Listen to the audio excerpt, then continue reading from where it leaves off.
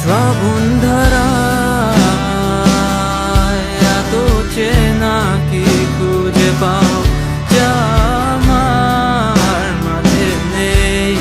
এক বিন্দু পরিমাণ আমার সরল রেখার চিন্তাধারায় আড়াআড়ি করে দাগ কাটো কেন নাকি কাঁদিয়ে আমাকে সেই